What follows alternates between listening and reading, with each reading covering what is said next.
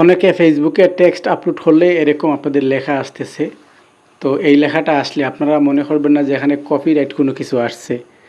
আপনারা এটা অনেকে ডিলিট করে দিচ্ছেন, আপনাদের টেক্সটগুলো ডিলিট করবেন না। এটা আপনাকে লিমিট দিয়ে দিছে, আপনাদের রিচ লিমিট হয়ে গেছে। তো আপনারা কি এখন টেক্সট পোস্ট করা কি বাদ দিয়ে দেবেন? অবশ্যই না। টেক্সট পোস্ট করার জন্য আপনারা এই যে টেক্সট এখানে আসবে, এসে কোনো কিছু লিখবেন, লেখার পরে আপনারা একটা ফন্ট নেবেন, ফন্ট নিয়ে কোনো কিছু লিখবেন, আপনারা যে টেক্সটগুলো আপলোড করতে চান সেটা লিখবেন, লেখার পরে একটা স্ক্রিনশট নেবেন। আমি আপনাকে দেখিয়ে দিচ্ছি, একটা স্ক্রিনশট নেবেন। এই যে স্ক্রিনশট হয়েছে, স্ক্রিনশট হওয়ার পরে এই স্ক্রিনশটটা আপনারা এডিট করে নেবেন। তো স্ক্রিনশটটা এডিট করে নেবেন, এডিট করে নিয়ে আপনারা পোস্ট করে দিন। স্ক্রিনশটটা এডিট করার জন্য আপনাদের স্ক্রিনশটটা যেটা দিছি এটা কিন্তু গ্যালারিতে চলে গেছে। তো আমি গ্যালারিতে গিয়ে আমার স্ক্রিনশটটা খুঁজে বের করব।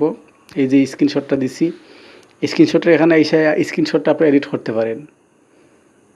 স্ক্রিনশটটা এডিট করিয়া কাটাকুটি করিয়া স্ক্রিনশটটা আপনারা যা লেখছেন, যতটুকু লেখা আছে ততটুকু রাখবেন।